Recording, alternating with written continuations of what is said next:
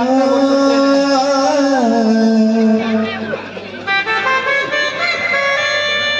ರವಿ, ಈ ರೀತಿ ಹಠ ಮಾಡ್ಬೇಡಪ್ಪ. ಈ ರೀತಿ ಹಠ ಮಾಡಿದ್ರೆ ಅಪ್ಪನ ಮನಸ್ಸು ನೋವಾಗುತ್ತೆ ಕಂದ, ನೋವಾಗುತ್ತೆ. ಏನಪ್ಪ ಮಗು ಹತ್ತಿದೆ, ಏನಾದ್ರೂ ಸ್ವಲ್ಪ ಸಹಾಯ ಮಾಡ್ತೀಯಾ?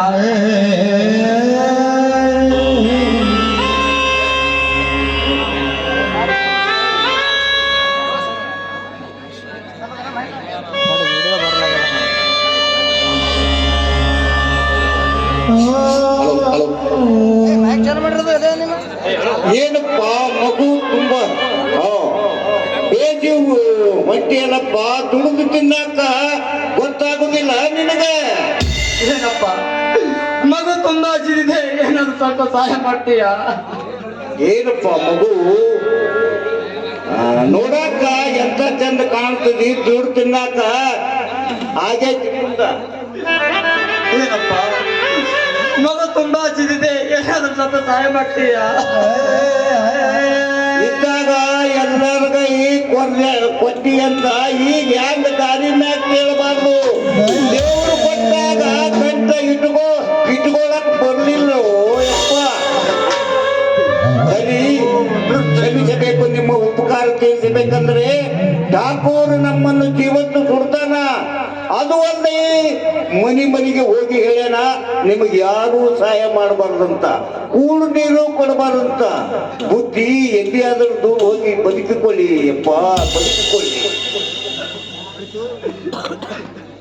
ಅಯ್ಯೋ ದುರ್ವಿಧಿ, ಒಂದಾನೊಂದು ಸಮಯದಲ್ಲಿ ಕಾಲಿಗೆ ಬಿದ್ದ ಸಹಾಯ ಪಡೆದ ಜನ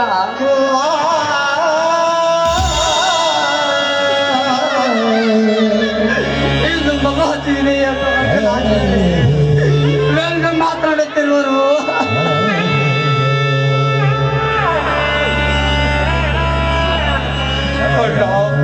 ಹಸಿವಿನಿಂದ ಕಂಗೆಟ್ಟ ನಾವು ಮುಂದೇನನ್ನ ಮಾಡುವುದು? ಹುಟ್ಟಿದ ಕೂಚಿಗೂ ಬಿಡಲಾರ ಹಸಿವಿನ ಆಸೆ, ಮುಂದೆ ಇದ್ದಿದ್ದು ಆದರೆ ಕೂತು ಭವಿಷ್ಯತ್ತಿನಲ್ಲಿ ಬಾಡಿ ಬದುಕಬೇಕಂತ ಆಸೆ ಬಿಟ್ಟಿತ್ತು. ನಾವು ಗುರಿ ಮುಟ್ಟೋದರ್ಕ ಪರದಾಡಬೇಕ ತಮ್ಮ. ಸ್ವಾಮಿ, ಸ್ವಾಮಿ ಅಣ್ಣನ ಮನೆತನಕ್ಕೆ ಸಹಾಯ ಮಾಡಿದ ನೀವು ಈಗ ಸಂಕಟದಲ್ಲಿರುತ್ತ ನೋಡಿದ್ರೆ ನನ್ನ ಕರಳು ಕತ್ತರಿಸಿದ ಹಾಗಾಗುತ್ತೆ ಸ್ವಾಮಿ, ನನ್ನ ಕರಳು ಕತ್ತರಿಸಿದ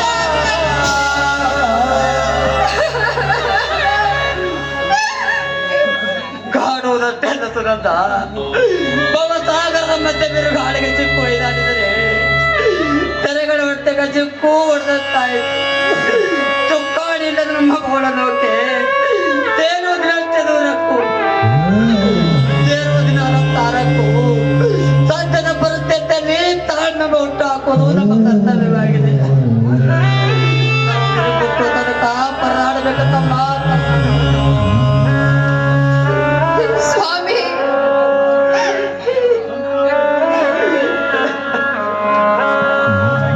ಅಣ್ಣ, ಸಂತಾಪ ಹೆಚ್ಚಾಗಿ ವ್ಯಸನದಲ್ಲಿ ಉಸಿರುಗೈದಿರಣ್ಣ. ನೋಡಿ ಸ್ವಾಮಿ, ಈ ರೀತಿ ಬಿಸಿರಿಸಿರ ಬಿಡದಿರಿ. ನನ್ನ ಹೃದಯದಲ್ಲಿ ತಳಮಳವಾಗುತ್ತದೆ ಸ್ವಾಮಿ, ನನ್ನ ಹೃದಯದಲ್ಲಿ ತಳಮಳವಾಗುತ್ತದೆ. ಹೌದು, ಹಿರೇನಾಗಿ ಎಲ್ಲರಿಗೆ ಧೈರ್ಯ ಹೇಳಬೇಕಾದ ನಾನು ಅದೇನಾಗಬಾರದು. ಸತ್ತವರ ಮನೆ ಹೋಗಿ ತಾವು ಯಾರಿಗೆ ಬಿಟ್ಟಿಲ್ಲವೆಂದಂತೆ ಸಂತೈಸಬೇಕಾಗಿದೆ ಇವರಿಗೆಲ್ಲ.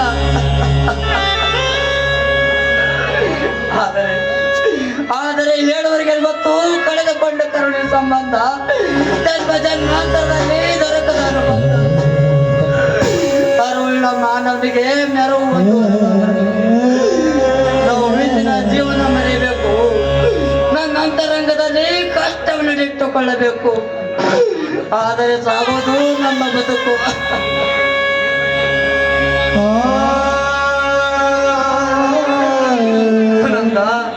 ಸತೇ ಇನ್ನು ಮುಂದೆ ವ್ಯಸನದಲ್ಲಿ ಬಿಸಿ ಉಸಿರು ಹಾಕಲಾರೆ. ನಾನಿರೋ ತನಕ ಚಿಂತಿತದಿರು. ಆಗಲಿಲ್ಲ, ನೀನು ಸಂತೋಷದಿಂದಿದ್ದರೆ ನಮಗದೇ ಸಂತೋಷ. ಬಾರಣ್ಣ ಹೋಗೋಣ.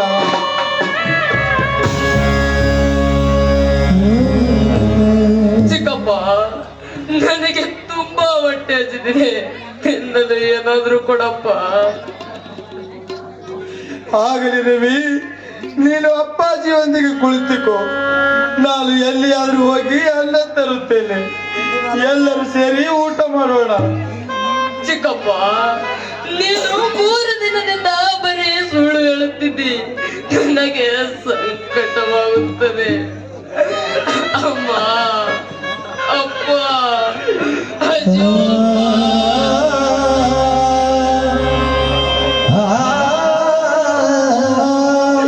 ಅಳು ಮಗು, ಅಳು. ಮನಸ್ಸು ತೃಪ್ತಿ ಹಾಕೋ ತನಕ ಆಳು.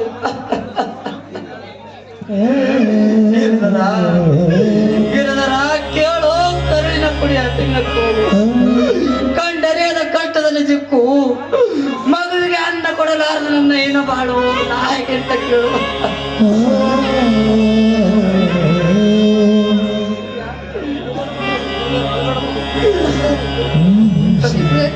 ಅಳ್ಬೇಡ ಮಗು, ಅಳ್ಬೇಡ. ಈ ರೀತಿ ಊಟ ಬೇಕು ಅಂತ ಹಠ ಮಾಡಿದ್ರೆ ಅಪ್ಪನ ಮನಸ್ಸಿಗೆ ನೋವಾಗುತ್ತಪ್ಪ. ಅಪ್ಪನ ಮನಸ್ಸಿಗೆ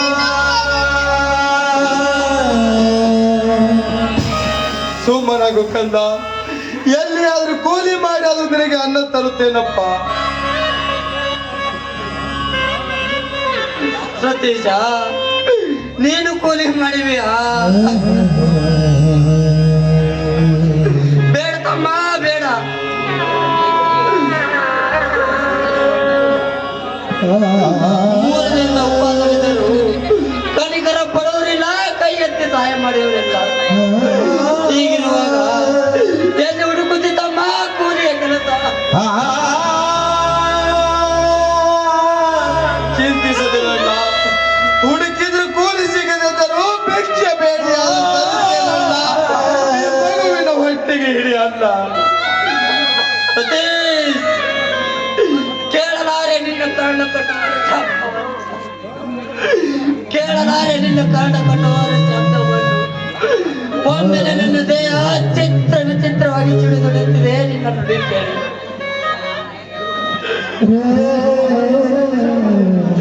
ಗಿರಿಧರ, ತಮ್ಮನನ್ನು ಬಿಚ್ಚಿ ಬೇಡಲು 10 ವರ್ಷ ಅಂತ ಭಾಗ್ಯನಾದೆಯ. ಭವ ಬಂಧನದ ಸಿಕ್ಕು, ಬ್ರಹ್ಮ ಬರೆದ ಬರವನ್ನು ಬಯಸು ಗಿರಿಧರ, ಬಯಸು.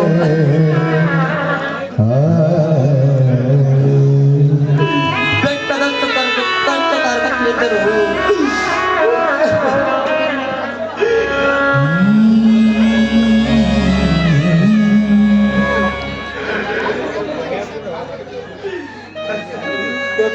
ಬೀಳುತ್ತಿರುವ ಹೊಡೆತವನ್ನು ತಡೆದುಕೋ ದೇವ, ತಡೆದುಕೋ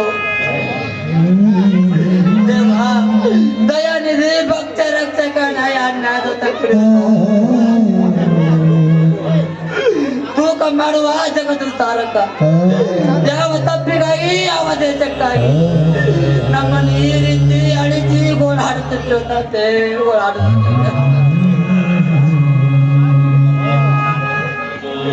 ಸತೀಶ, ನೀನು ಇಲ್ಲೇ ಇರು, ನಾನಾದ್ರೂ ಹೋಗಿ ತರುತ್ತೇನೆ ಮಗುವಿಗೆ ಇದೆ ಅನ್ನ. ಬೇಡ ಅಣ್ಣ, ನಾನಿರುವಾಗ ನಿಮಗೆ ಏಕೆ ಅದರ ಚಿಂತೆ?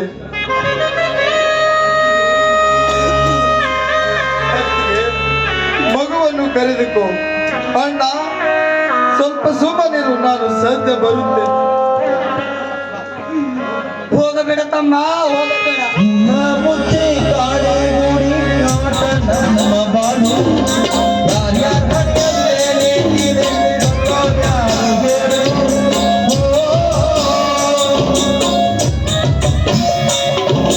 ಅಯ್ಯೋ ನನ್ನ ಪ್ರೀತಿ ಕ್ಷಮ ಹಿಂದೆ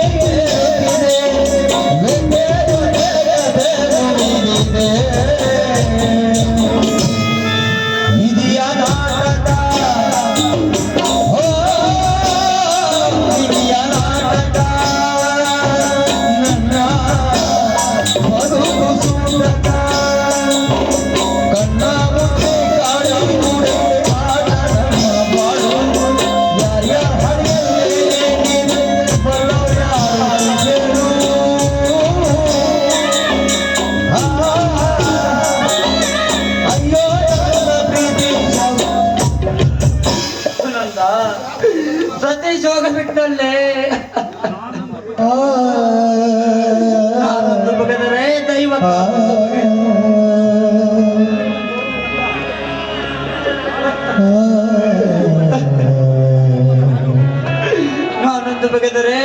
ಬೇಕಾದಂತ ಬಗೆ ಇದುವರೆಗೆ ಗೌರವದಿಂದ ನಮ್ಮ ಬಾಳು ಕೂಲಿಯಿಂದ ಧಕ್ಕೆ ಹತ್ತಿದ್ದು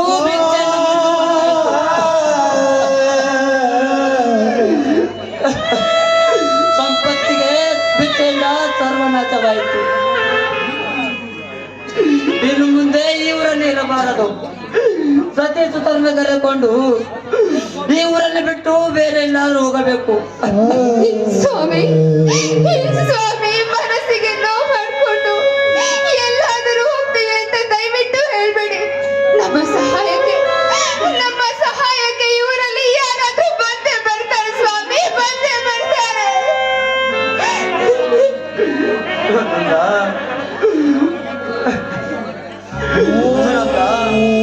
ಮೂರರಿಂದ ಬೀದಿಯಲ್ಲಿ ಉಪವಾಸ ಬಿದ್ದರು. ಕಣ್ಣೆತ್ತಿ ನೋಡಲಿಲ್ಲ, ಕೈ ಎತ್ತಿ ಸಹಾಯ ಮಾಡಲಿಲ್ಲ.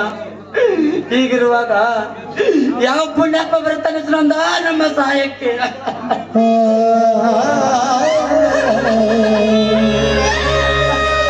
ಸ್ವಾಮಿ ಬಂದೇ ಬರ್ತಾರೆ, ಆದ್ರೆ ನೀವು ಮನ್ಸು ಮಾಡ್ಬೇಕಷ್ಟೇ.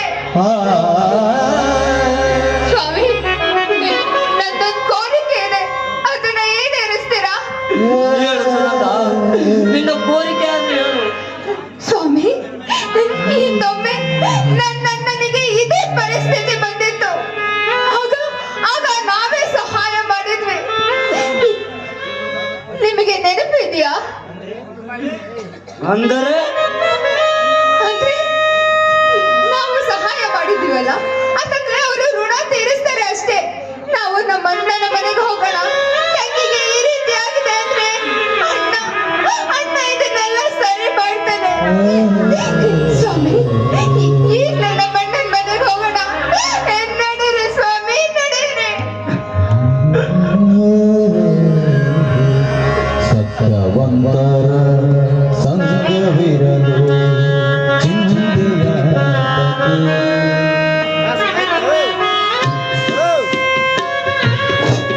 ಹಲೋ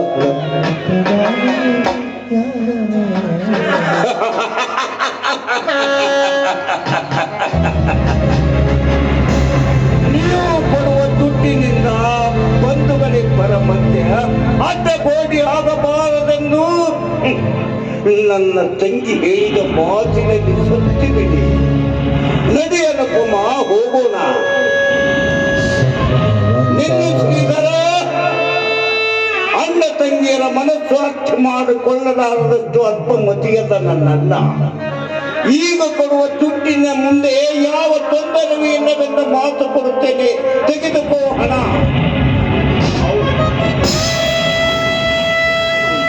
ಹೌದು ಸುನಂದ,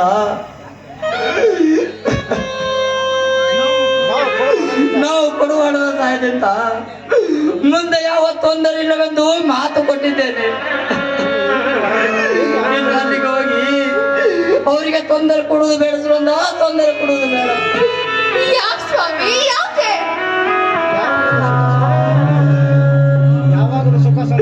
ಯಾವಾಗಲೂ ಸುಖ ಸಂತೋಷ ಇನ್ನೊಬ್ಬರಿಗೆ ಹೇಳಿ ಸಂತೋಷ ಪಡಿಸಬೇಕೆ ಬರದು. ನಮ್ಮ ಕಷ್ಟ ನಷ್ಟವನ್ನು ಹೇಳಿ ಅವರಿಗೆ ನೋಯ್ತಾ ಬರೋದು. ಹಾಗಾದ್ರೆ ನಿಮ್ಮ ಮಾತಿನ ಅರ್ಥ ನಮ್ಮ ತವರ ಮನೆಗೆ ಹೋಗ್ಬಾರ್ದು ಅಂತ ನೀವು ನಿರ್ಧಾರ ಮಾಡಿದ್ದೇನೇನೋ? ಆಗಲ್ಲ ಸುನಂದ, ಮಳೆ ಬಂದಾಗ ಮರದ ನಿಲ್ಲಬಾರದು, ಪರಿಸ್ಥಿತಿ ಕೆಟ್ಟಾಗ ಬಂಧುಗಳ ಹತ್ರ ಕೈ ಬಿಡಬಾರದು. ಹೀಗಿರುವಾಗ ನಿಮ್ಮ ಅಣ್ಣನಿಗೆ ಏಕೆ ಸುಮ್ಮನೆ ತೊಂದರೆ ಕೊಡಬೇಕು ಸುನಂದ, ಸುಮ್ಮನೆ ತೊಂದರೆ ಕೊಡಬೇಕು? ಸ್ವಾಮಿ ತಿಳಿದವರಾಗಿ ನೀವೇ ಈ ರೀತಿ ಮಾತಾಡ್ತಿದ್ದೀರಲ್ಲ. ನಮ್ಮ ಅಣ್ಣಂಗೆ ನಾನು ಅಂದ್ರೆ ಪಂಚ ಪ್ರಾಣ ಸ್ವಾಮಿ, ಪಂಚ ಪ್ರಾಣ. ನಡೀರಿ, ನಮ್ಮ ತವ್ರ ಮನೆಗೆ ಹೋಗೋಣ. ನಡೀರಿ ಸ್ವಾಮಿ. ಹುಚ್ಚಿ, ಅಣ್ಣ ಒಡ ಹುಟ್ಟಿದವ, ನಮ್ಗಾಗಿ ಕೊರಗಬಹುದು, ಕೈ ಎತ್ತಿ ಸಹಾಯ ಮಾಡಬಹುದು. ಆದರೆ ಅಣ್ಣ ನಿನ್ನವನಾದರೆ ಅನುಪಮ ಹೊರಗಿನವಳು. ವಿಚಾರವಿಲ್ಲದ ಹೋಗಿ ಅಪಮಾನಕ್ಕೀಡೋದು ಬೇಡ ಸುನಂದ, ಅಪಮಾನಕ್ಕೀಡಾಗೋದು ಬೇಡ.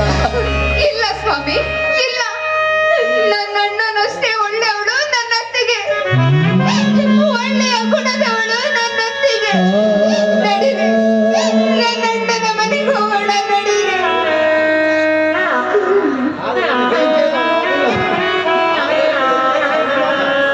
ಆದರೆ ಆದರೆ ಯಾಕೋ ನನಗೆ ಅನುಮಾನ. ಆಗಲಿ, ನಿನ್ನಿಷ್ಟದಂತೆ ಅಲ್ಲಿಗೆ ಹೋಗೋಣ. ನೀನು ಮೊದಲು ಈ ಮಗುವಿನೊಂದಿಗೆ ಅಲ್ಲಿಗೆ ಹೋಗು.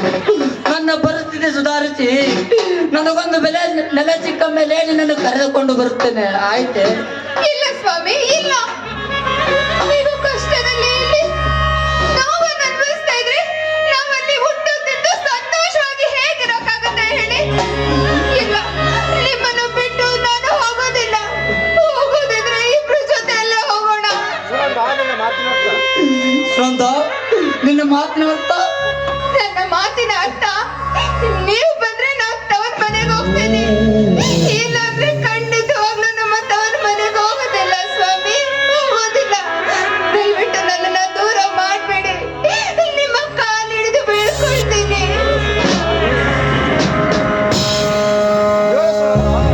ಹೇಳು ಸುನಂದ, ಹೇಳು. ಹೋಗುವುದಾದರೆ ಕೆಲ ದಿನಗಳೊಂದಿಗೆ ನೀನು ಮಗುವಿನೊಂದಿಗೆ ಅಲ್ಲಿಗೆ ಹೋಗು.